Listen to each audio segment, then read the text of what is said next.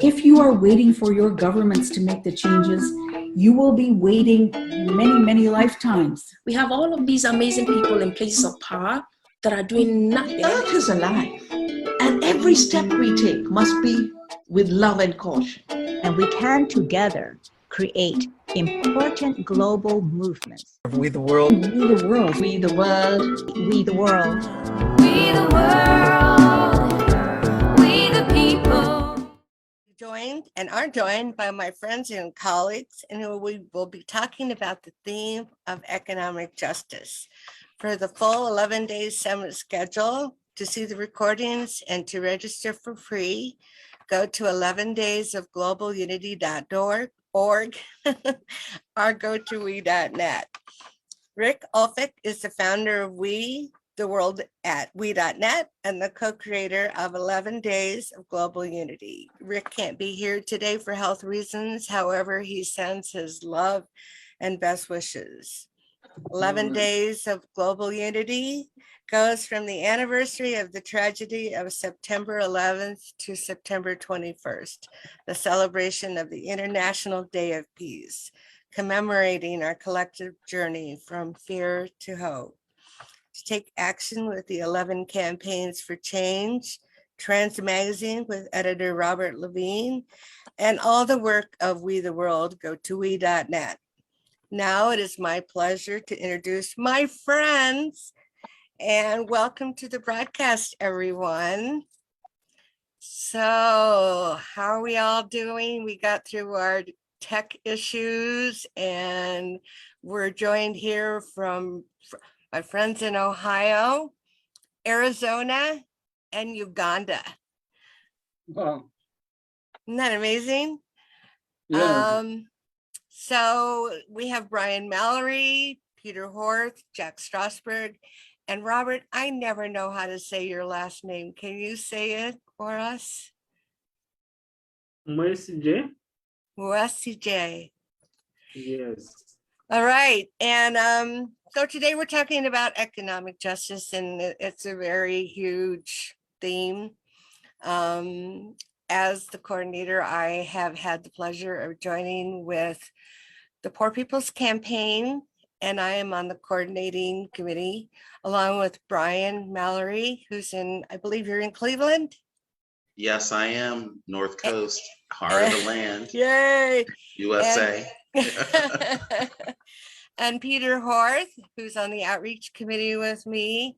Jack is with We the World. He's the project director for Conscious Business Project. And Robert is a doctor in Uganda with our weekend teams. And he is going to be talking about the situation he's working with in the refugee camps. So I thought we could just have a casual go around. Let's start with Jack, because I'm feeling especially kind of sorry for him because he just had hip replacement surgery. And amazing as that is, he only spent one night in the hospital, correct, Jack? Right. Before his surgery, we were talking about hip surgery, and I was telling him all the horror stories,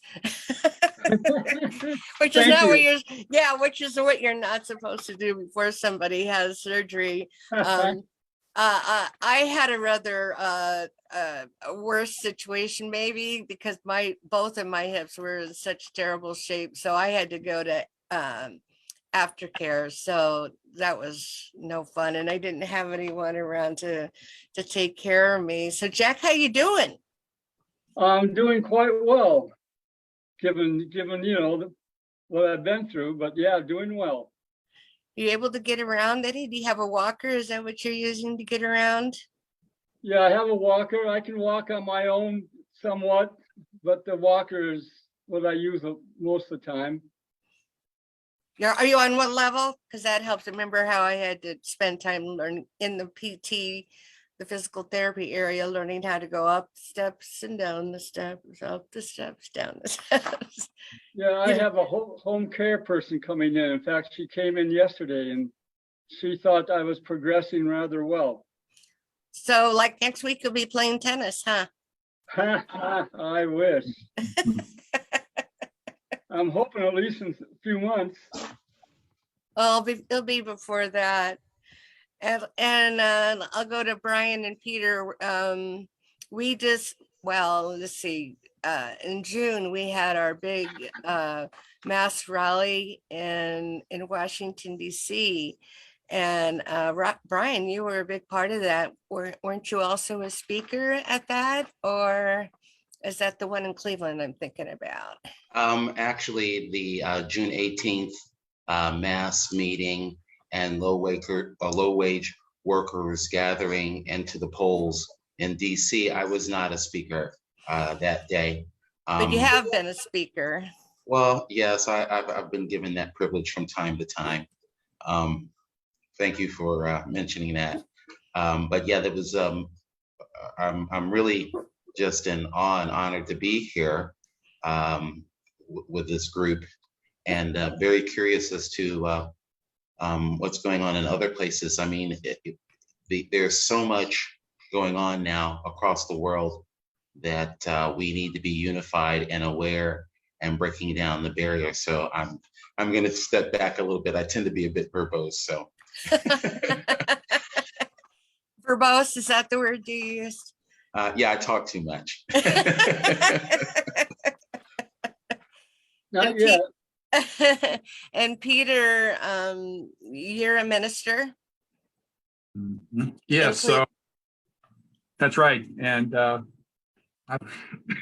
I really appreciate Brian, what he said about just the world and how much the world needs to come together. And this whole idea of we the world is new to me, but I really am glad to be part of this assembly. And we also have our big kickoff for the Poor People's Campaign, September 19th, the 50 days of get out the vote. So that's a big day for us. There's going to be a Moral Monday gathering to bring that off. So Yeah, I see. We meet tomorrow night to start doing training, and then I think it was either Monday night or Tuesday night that no, it must have been Monday night when Reverend Barber was working with the Jackson, Mississippi situation with their terrible water situation. So he really does get involved, and I know that Reverend Liz will be a part of, I think, the World Unity Week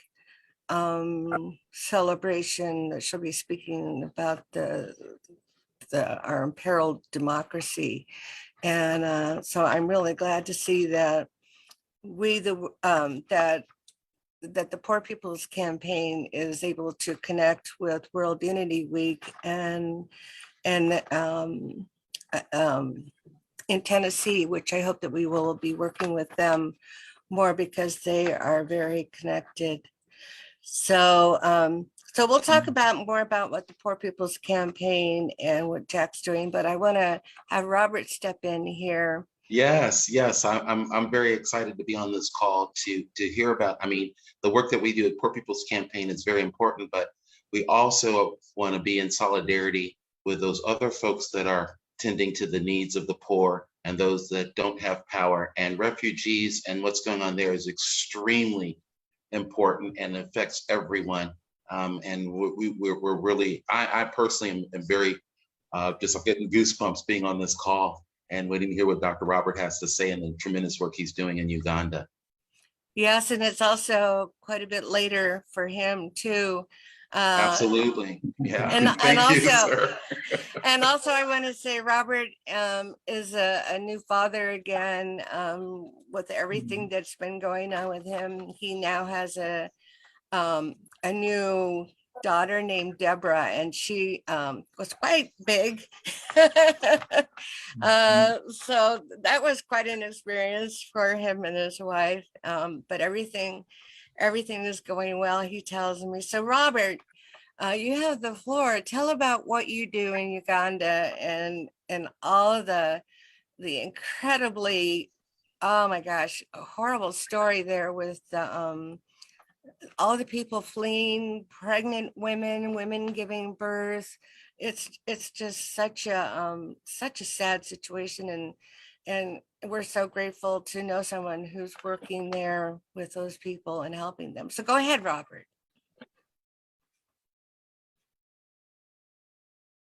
Yes, thank you very much for this opportunity to talk with you. I'm very much impressed to feel connected with the world. Really, I didn't know that I can get connected to some people from Ohio, some people from other states in America. So what I'm doing here in Uganda, I'm a climate activist. I'm a health worker by profession. I have been working in the refugee settlement for over 10 years. And recently this year, in our neighboring country, Congo, they started a conflict, rebels versus government soldiers, and the rebels overpowered the government soldiers. And the people in the community had to escape from that gunfire in the area. So we received very many asylum seekers, over 67,000 people in Uganda, new arrivals at Nyakabanda in Kisoro district in Uganda. So when they were coming, they passed through terrible situation, a real terrible situation, gunshot wounds, water-related diseases, dysentery. They didn't have life-saving utensils, basic needs in their ways. So when they arrived in Uganda, and due to the high influx of the people joining in the reception, so the little resources in the UNHCR got finished. Up to now, they are still trying to look for resources to see that they can cover the basic needs. You find, especially vulnerable ages, pregnant mothers, children under 5 years, they don't have needs. They don't, like pregnant mothers, they don't have sanitary pads. For example, when they are giving birth, and we know that after giving birth, you are supposed to pad. And even those childbearing age, they fail to get sanitary pads. Shelter is poor. So we are trying with the other organization to see that the situation cools, but every day the number comes, the number increases. So we are highly inviting anyone, any well-wisher who wish to do something towards saving these young children from malnutrition, from acute poverty, from diseases related to sanitation. So the situation is not easy. The UNHCR is calling, and we Uganda, we're also planning to do a charitable to support these people who are really suffering. I wish if I had enough time, I was going to show video how these people, they come.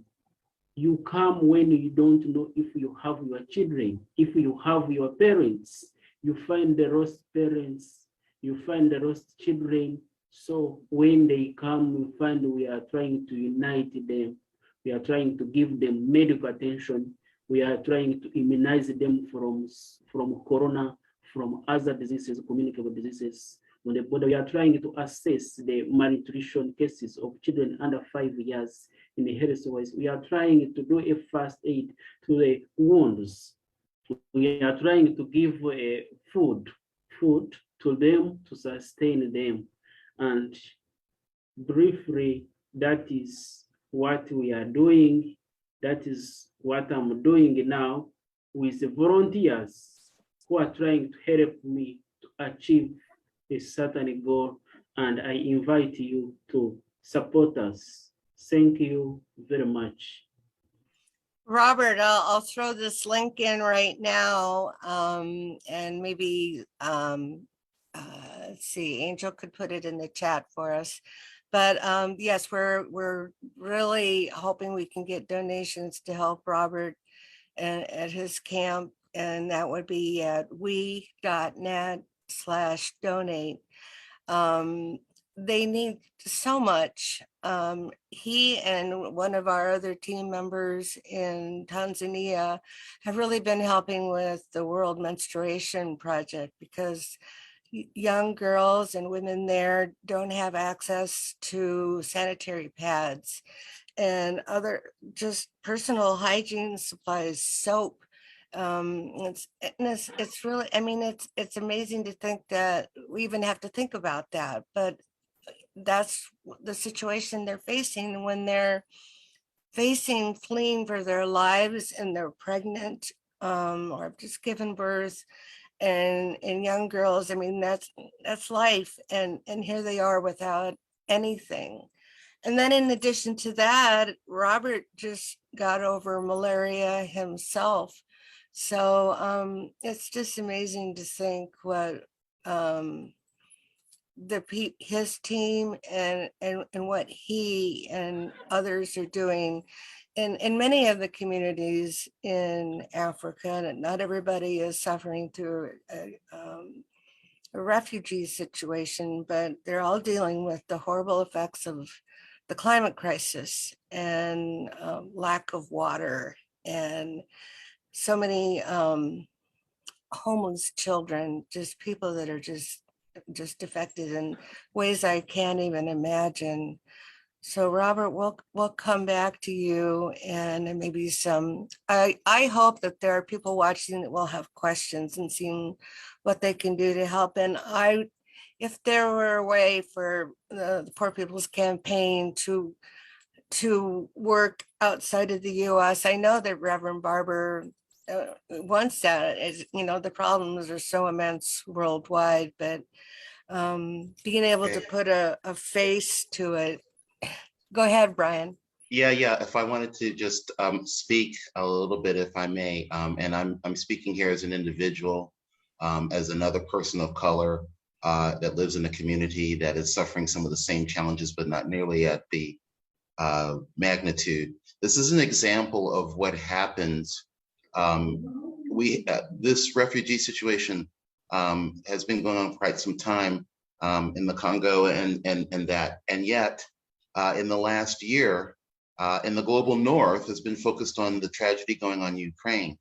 I find it really distressing that we that live in the so-called industrialized world, we make policy choices that affect not only us in this country, but internationally.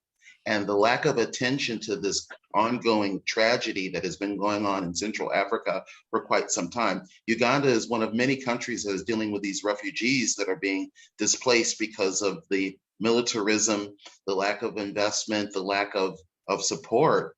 And who suffers in those situations? The poorest and those that have the least access to political power. So I don't want to get especially children and women.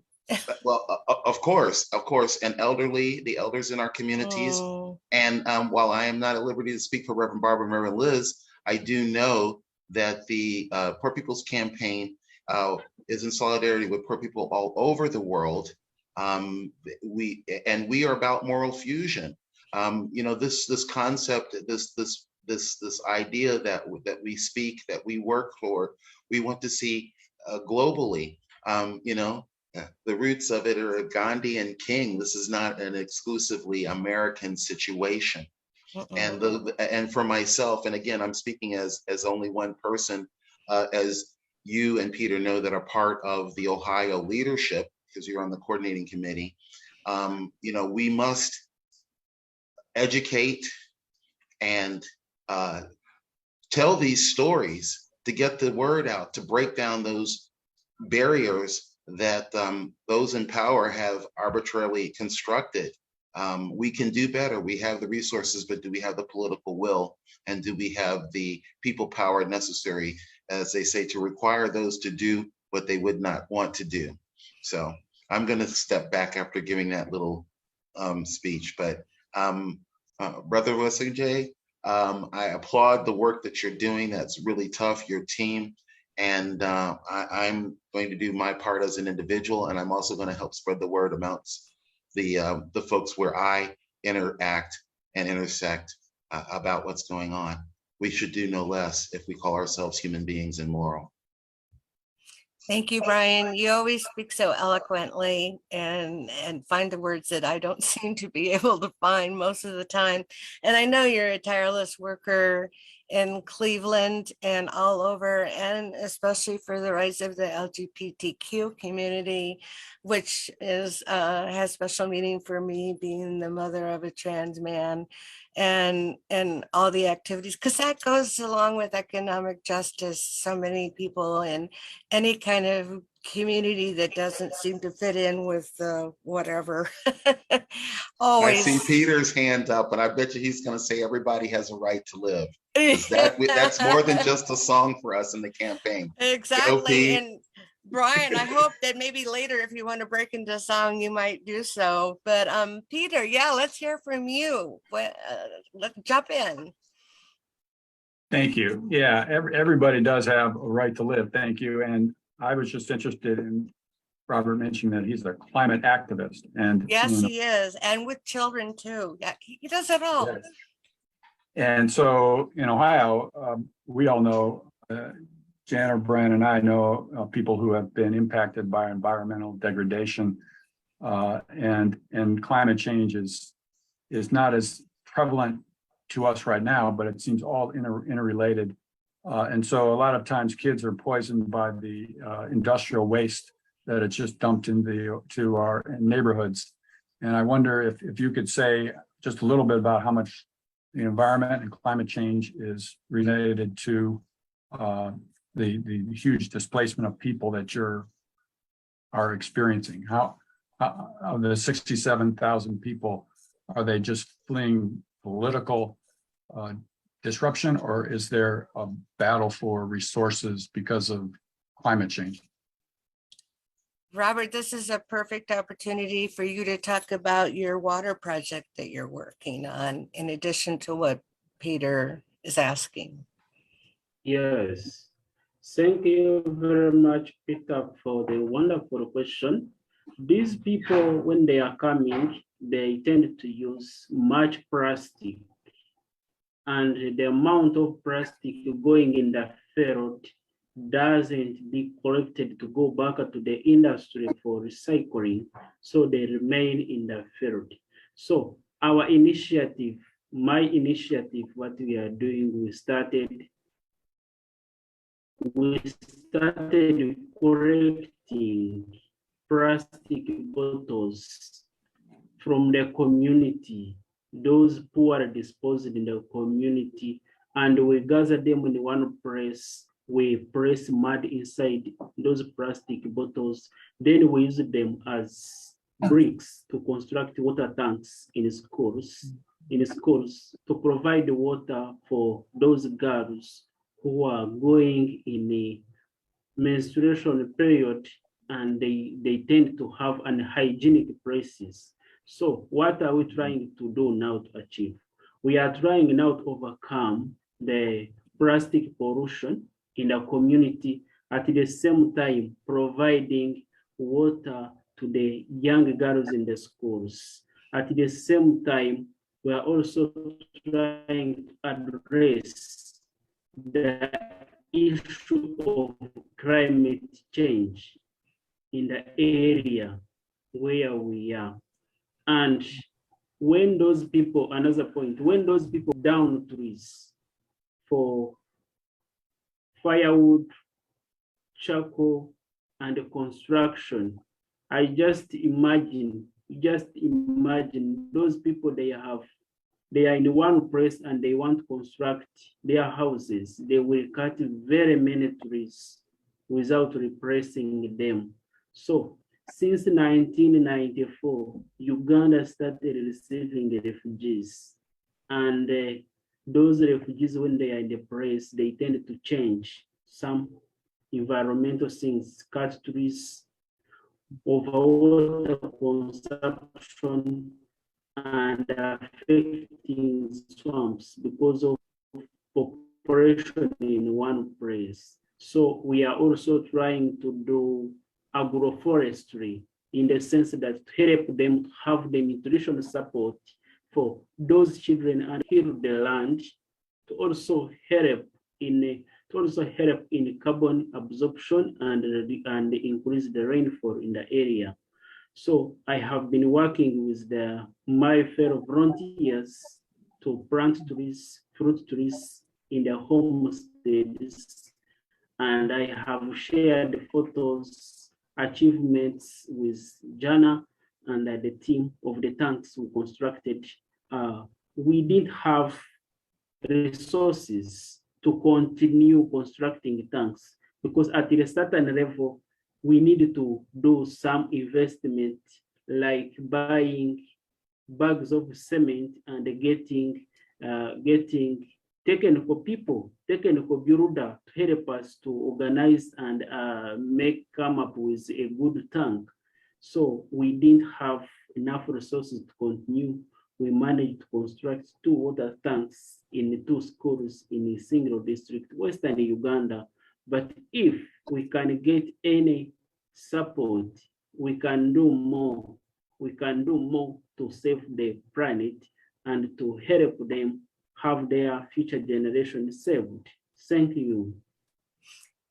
Yes, before we go on to Jack, I want to say we're going to be working on a website just for the weekend team so that we can really spotlight Burundi, Rwanda, Tanzania, Botswana, Nigeria, all the groups that we work with, because they're all doing amazing climate work, work for children, and you know what Robert does. It's so amazing. I meet with them every Saturday, and it's hard because Robert has a laptop, but most everybody has phones, and most of our hours spent with people falling off their conversations and having to come back, but we still managed to stay in contact with each other. And the way I met Robert was through Tumani, who's in Tanzania, through Didier, who's in Burundi, through the Mother Earth Project,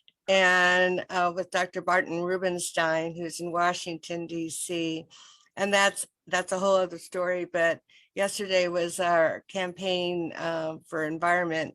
And the reason Dr. Barton couldn't be there was because he was at the White House, having been invited by President Biden because of all the climate work he's done that will be helped with the Inflation Reduction Act. So anyway, it's kind of a small world, and it's really neat how we can all interact together.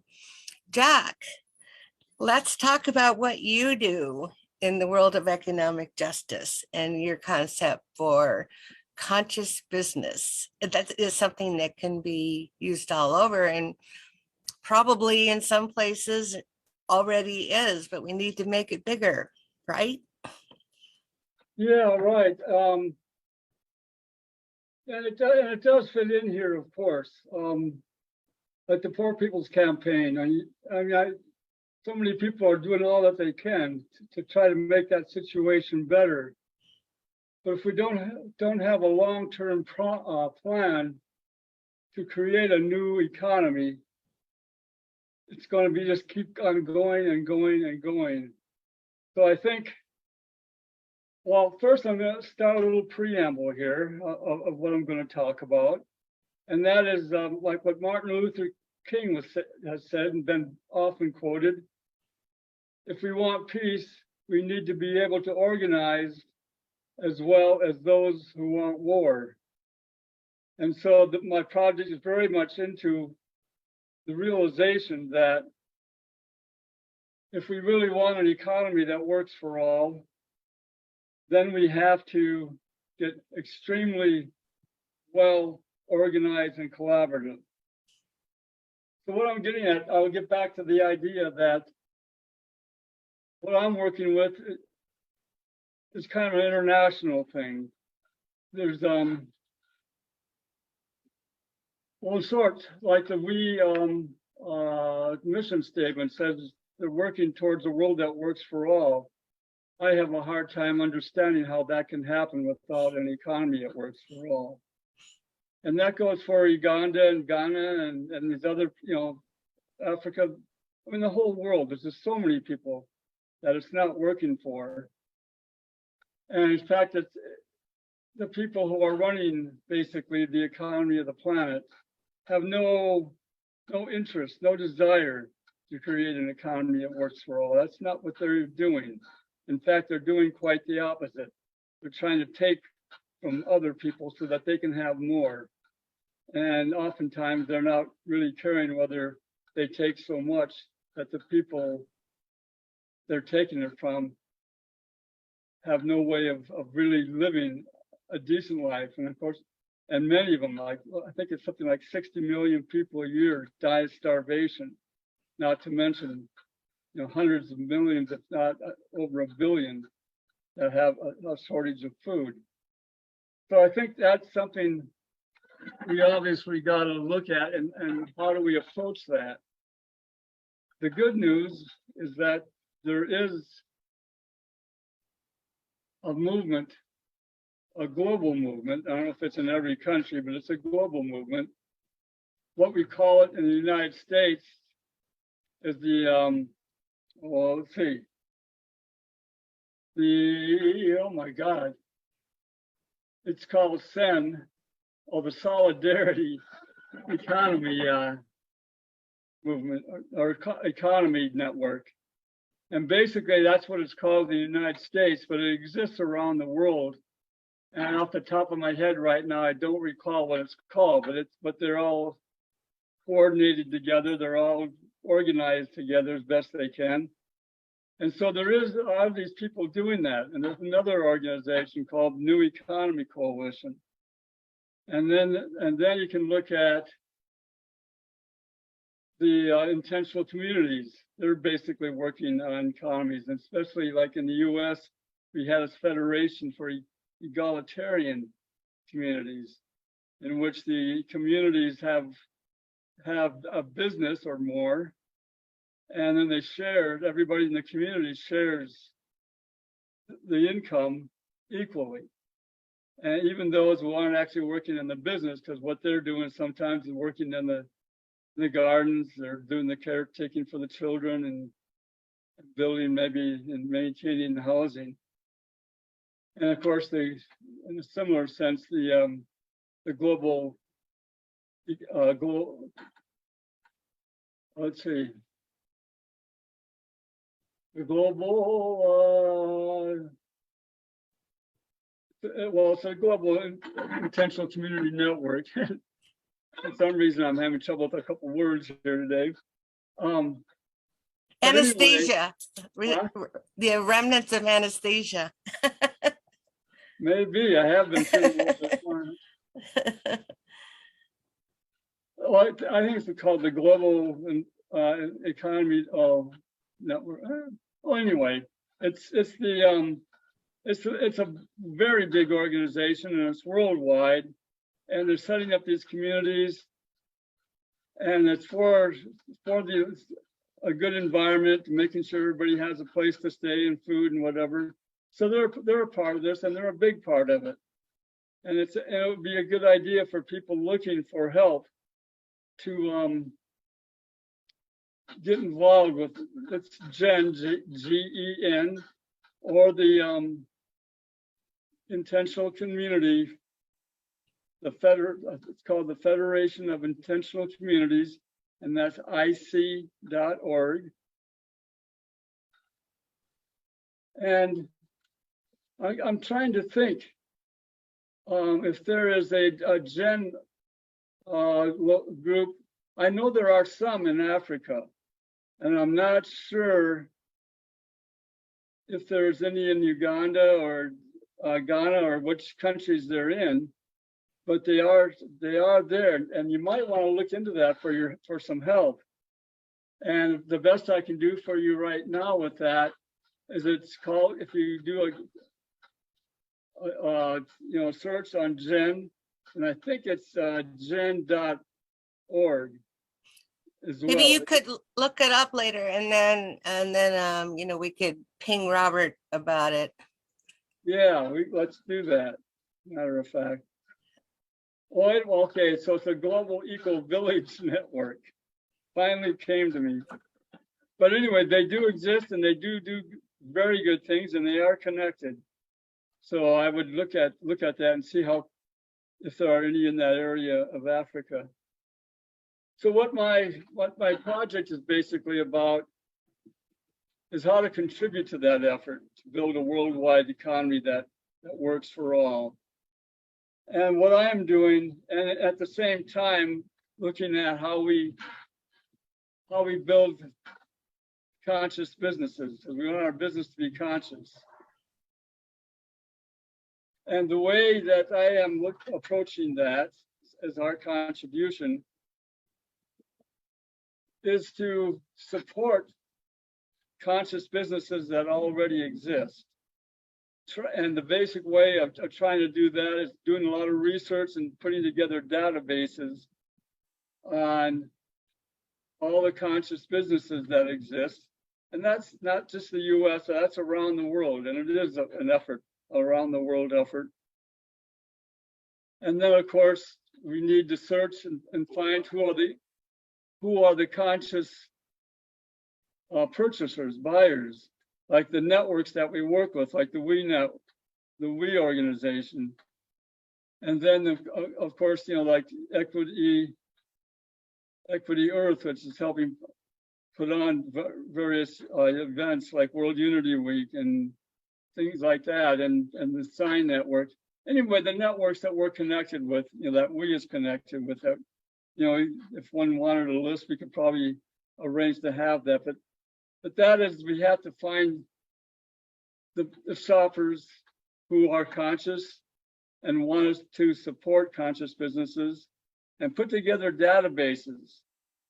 The idea being that people all know that it's good to support conscious business, but it's not always easy to find them. They don't know who is who. Some are pretending to be. And so we don't do it all that often, most of us, and certainly don't do it in a very organized way. And the idea is, if we can get all of us together, all the conscious businesses together, and all the conscious people that want to shop consciously together, put them into databases and have them be able to get in touch with each other, and therefore be able to help each other and be able to, I guess, shop consciously with our money. And the way I look at that as well is that a lot of us, and I'm looking at people who are at least somewhat prosperous. This particular thing doesn't necessarily fit for people who are really poor. But we all spend a certain amount of money all the time on our wants and needs. And like here in the US, for instance, pretty much everybody spends at least tens of thousands of dollars on that. And we say we don't have investment capital. Well, yes, we do. We have the money we spend on our wants and needs. We just have to be spending that with people who are conscious business owners and keeping that money in the community and passing it around with each other. And of course, at the current time, there are not nearly enough conscious businesses to, you know, produce a very large result. Certainly nowhere near the number needed to be able to serve what the demand will be from the expectations of what this project can produce. So that's why you've been getting involved with World Unity Week too, and you're meeting other movers and shakers around the world, so it's a great opportunity to connect with people like Ben Bowler and Kurt Johnson and all of that. And Peter, I know you came to one of our meetings. What did you think of that when you came and saw those people there from all over, being people, our kind of people, you know, and thinking our kind of thoughts and wanting to do our kind of work. Yes, it was very moving to see all the different people from all over the world. It was so new to me that it was hard to understand what everyone was doing. I know. When I first joined We the World too, I thought, oh my gosh, how I remember all of this. But now I'm starting to know, oh yeah, she does that, he does that. But I think it helps me realize just that, as Jack was saying, that, you know, just the huge amount of power we have. I mean, obviously, people who spend money, who are prosperous, use a huge amount of a carbon footprint compared to the poor, but still we have incredible amounts of power just in our buying power. So I think that that's really similar to what the Poor People's Campaign is about. And I know there's like there's fair trade fairs and so forth, but that seems, you know, mostly for coffee and for art things. But I think it's just, you know, it's just another way to really, and in the Poor People's Campaign, it's all about changing the narrative and building power. So building power through just economic networks. And giving voice to people who don't feel they have a voice. And so it's definitely grassroots, ground up. And but with World Unity Week, it seems to be people who are more up there, and well, I don't mean up there in a bad sense, but they're just more, they're somehow better connected. And the idea is bringing the silos together, which is Rick's goal too, is to bring the silos together. And I might mention that almost all of these people are great friends with Rick, because Rick has really established an amazing reputation in the world of wanting a better world for all. And since he's been sick, it's been so nice to see him get that kind of attention. Yeah, Brian, go ahead. Yeah, I just wanted to thank Jack for the work that he's doing. I know in the community that I live in, the idea of economic justice plays out, because we know that as the playing field is currently comprised, a lot of the inequities in the current economic system are disproportionately placed on poor and low income people. Working folks are exploited. The campaign is pro-union. We're pro-living wage wherever you reside in the world. And the idea that corporations are individuals, we reject that. You know, corporations are groups of individuals, and they too have a moral, ethical, and stake in the progress of we as a species. And any discussions that separate those into highfalutin concepts so people can hide behind their own little petty things, ego, greed, all those, you know, negatives, is not what unity is about, and is not what being the global community, beloved community that King talks about, is not what is the kind of world that we can afford to sustain. Mother Nature will not allow that. Economically, it's unsustainable. And we have too many people in need everywhere who are not getting their needs met, and that is unsustainable and troubling for for political reasons as well. It leads to all kinds of instabilities. So I like to just kind of turn it back around to the very basic things that we talk about in the campaign, across the Poor People's Campaign. And that's those 5 interlocking injustices that we see time and time again that pop up in the world. And we've talked about environmental degradation. We talk about militarism, the war economy. We talk about systemic racism and systemic poverty that is all tied into the economic systems and the controls that we support tacitly or positively in our systems that govern us. So, you know, we talk about false moral narratives of religious nationalism that too many places in the world suffer from. So all of these things, you know, and I'm sorry, Janet and Peter, because we talk about this quite a bit in the campaign, but by way of explanation, we have to talk about it. you know, by way of explanation, Jack, we find solidarity with you and the work that you and your folks are doing, working in that section, making people aware that their money does have power, as well as where they spend their time. You know, where we spend our treasure is important as well. So thank you for the work that you're doing. Yeah, I'm just amazed at the work that everybody does. The more people I meet, the more I'm amazed and in wonderment and in appreciation and gratitude for all the people who are such hard workers, whether they have big names or not. Just everybody's effort. Brian, Peter, do you know how many people came to Washington, D.C.? Now see, I am not going to get pinned down on that number. But I mean, it was lots and lots. Always. The call goes out. Those that have the ear to hear it, show up, you know, do this work, become engaged, communicate, break down these silos, make the world a small village, the global village that Jack talked about. You know, one of the things about technology is for a certain segment of us, it makes it a lot easier. But I do also want to point out that, again, one of the challenges is to make this a global village so that every person, every human being has opportunity and access to talk to, you know, folks around the globe, just like we're doing here. Right. Even you can be there at the rallies.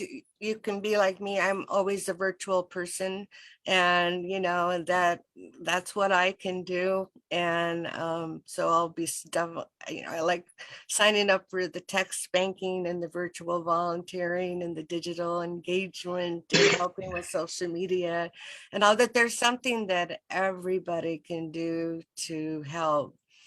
I wanted to say that Brian, you wouldn't know this, neither would you, Jack, but Peter, remember we have a little bit of a homeless coalition that we've been working on, and we go in and out because, you know, everybody's got so much to do. And I invited my friend, who's your friend now, Sage Lewis, who's is in Akron.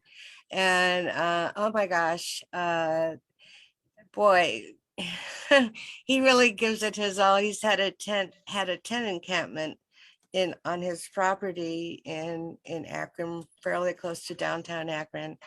And yeah, I'm familiar with him. He's been doing great work down there, and against the local political power structure down there, against some of the bigger merchants and stuff. That strikes close to my heart. Yes, I was just about to mention the tragedy of the murder of Jalen Walker. Yes, and other people too. Yeah. Well, his encampment got shut down. Yes. Yeah. And we condemned. I'm not saying. Let me back up. I inhabit a bunch of other spaces of the Poor People's Campaign. I'm engaged with homeless issues here in the Cuyahoga County, Cleveland area, Northeast Ohio in general, and all across the state, in solidarity with the plight of those who are unhoused. And personally, myself and in other groups that I work with condemn the Summit County Office of Homeless Services and the city of Akron on how they shut down people helping people. Your friend had a homeless encampment. There was another gentleman downtown that was providing proper pay, and a place for folks to stay who had building trades and were rehabbing a building, and the city shut that down. And this is you know, I like to remind myself that there's so much injustice in the world that we shouldn't be overwhelmed by it. We should take that as a challenge and know that we can make so much great change in the world, sometimes just by looking closest to home, and not overlook that. And if everybody in the world locked arms and took a broom out and cleaned up that space right where they're standing. That's Just exactly what imagine Sage how- says. Yeah, Imagine how clean and quickly the world would change if yeah. we recognize that what's going on in my hometown, in my community, and my challenges is not so radically different than Dr. Robert has in dealing with over in Uganda, than those poor folks that are having to deal with the situation in the Ukraine, to those folks that are dealing with the situation in Tibet. I mean, it just beggars the mind, but we can't let that stop us. It gets me jazzed up. As you can see, I'm getting all, I you know, know. Same, because the same spirit- here. the spirit and the forces that I serve and the reason why I believe we are given this beautiful gift of life is to promote life and to spread that word and that love. You know, hate and darkness can only be conquered by love, and in order to love your fellow man, you've got to meet them, know them, talk to them, embrace them, sit down, eat, and drink with them. So let me just stop. You can tell I'm a pastor's kid. I'm over here giving a homily, and we actually have real ministers on the panel. Yeah, So well, let me step back, Brother Peter, and Peter- yield to you. Oh, well, thank you, Brian. And Peter, you are out in the community every day too, aren't you? Yes, we as Dr. Barber says, there's a remnant everywhere. So no matter where you go, there's someone who has a heart for justice. And I think that's true. I think wherever you go, and if there's any Ugandan refugees in Cleveland, and they wanted to protest with us in solidarity with what's going on in Uganda now, that would be wonderful. That would be wonderful. But that's kind of a dream I have. So Well, and Cleveland certainly is, you know, what they used to call cities like New York City and Cleveland a melting pot. But like I learned in one of my sociology classes, it's really like a giant tossed salad, you know, because there are the tomatoes and there are the cucumbers and the carrots and everything, so that you can see the individual items in the salad. It's not swooshed. Well, I mean, some of it swooshes, but you know, some of it is there so you can identify it. And Robert, I mean, one more thing that I want to say before we go, music is a big way to share in the joy of helping and feeling gratitude and engaging other people. And Jack, I don't know if there are any great songs about conscious business, but I know I haven't written them yet. Oh, you Well, haven't? Okay, well, you could get your ukulele out maybe and come up with a ditty or two. But I know for Robert in Uganda, and I know he has his video off so that he can, you know, hear us and be a part of it. But music is big with the Poor People's Campaign and I call it Theomusicology, and they're always little catchy tunes. I'm always playing. I can't sing, so don't ask me, but I hear them in my head, and Everybody's Got a Right to Live and all those great songs that we hear. And then I wish I would have thought to have this shared, but Robert provided because he works with the Kabengo youth and is very involved with that, of course. And there's a really great video that I'll have to put on our We Can page on Facebook. And these children are doing this music with this really amazing leader, musical leader. And it's just so amazing watching the kids, just knowing exactly where they're at and being able to watch the leader. Well, anyone have any final thoughts before we go? I know we got a little bit of a late start. My boyfriend just got home. A little bit of a late start. And so I want to make sure that everybody has final words of wisdom or anything before we go. Whoever went. Okay, Jack, yeah, words of wisdom. Yeah, just basically, the whole thing comes down to how well we can organize and collaborate. I think that's the number one thing we got to work at, because if we can do that, we can do almost anything. And there's this group that maybe some of you have heard of, the the evolutionary leaders. And in their 2-page Google document about what they do, and these are high profile people that know a lot about what's going on. Well, Rick's one of them. Yeah. So the conscious leaders, they say that we have all the resources we need to live a much better life. So I'm not going to pin the problem on the resources. I'm going to pin the problem on our inability to get sufficiently organized to use them in a way that can create a new economy. And just quickly here, one way of creating new businesses is you get organized enough and get enough data collected. Then what you do is figure out, what are you going to buy next year? It's kind of like maybe you've heard of a community, CSA, community supported agriculture. And basically what they do is people pay in advance. In other words, they are promising to buy this much food. So the farmer has the money, in that case, can go out and prepare and make the food, and then they get their food. Well, we could do this in a lot of other areas. We have to get people organized enough to where they can say, okay, I'm going to buy this much hardware next year. And if enough people get together, then we can start a new conscious business in hardware, and they know they can start it, because most people don't start it because they have a history of failure. But in this case, we minimize the risk and they can start them. And we can do this over and over again until we have created a rather large economy that is totally controlled by us, the people. Supply meets demand. Yeah, I like that. Robert, do you have final words of wisdom for us?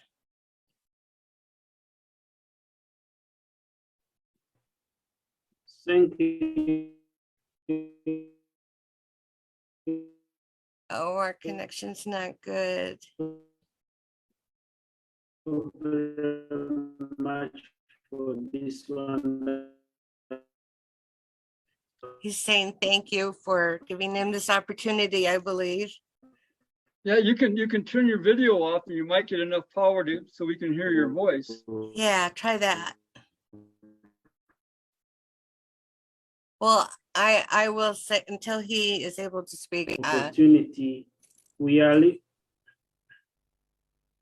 Yes. Keep going. You can hear me? Yes, we hear you much better now. Yes. Thank you for this opportunity, and I would like to say we are all born to help each other, no matter how difficult it is. Life is good when you are happy. And when you have your But beautiful much baby better Deborah. when others are happy. Yes, because of you. So thank you, when Robert. I see someone, assume I'm the one. And so if we can try to integrate, to involve other people in what we are doing, and we help them to go to have life in its fullness. Thank you very much. You're welcome, Robert. Thank you so much for being here. It's such a joy to know you, and I love talking to you every week. And once again, for Robert, I'll say he could use help. So please, we.net/donate. That would be wonderful. And Brian, any words of wisdom? Yeah, I just, again, am grateful to have this opportunity to speak on behalf of my siblings and the campaigns, and be a part of meeting freedom and justice and activists and organizers around the world that are doing what in my faith tradition we call God's work. And I just want to thank people like Rick and Jana for being good stewards and bringing together what Rick talks, when I and you come together, that's how we become a we. And that's what this is about, that what we've all been talking about, wherever we're standing, breaking down those silos, making and doing the work and being there to intentionally communicate in love and justice, and to speak those words and to do the work that's required to make the world a better place for all of us, regardless of our ability or access to power. So, Or lack thereof.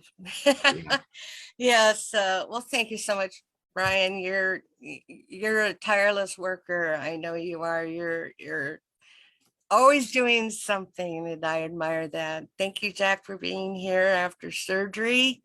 That's fairly impressive. I know, having been through it. Thank you, Robert, for being here. And Peter, although I think he had to go. So this has been a truly inspiring discussion. Thank you for being part of our 11 Days of Global Unity 2022. Here's where we hold up 3 fingers. Everybody has to do it. This is not the Girl Scout promise. 3 fingers. It's all about we. We go from a me society to a we society. So together we can create a world that works for all. Go to we.net to get involved. And as we do at Poor People's Campaign, forward together, not one step back. let me come off mute. Forward together, Not one step not back. one step back. Not one Exactly. Usually we do it 3 times, but forward together, not one not step one back. step back. You know, Forward together, not one step back. So we do that for a while. We have a great time with that, and you know, because we believe when you live from the bottom, everybody rises. We don't leave And- anybody behind. and we get energized. So thank you, thank you, thank you. You've been wonderful. I think we've talked about a lot of great stuff, and go out into the world, be safe and healthy and happy. Bye-bye. Peace all. We the world.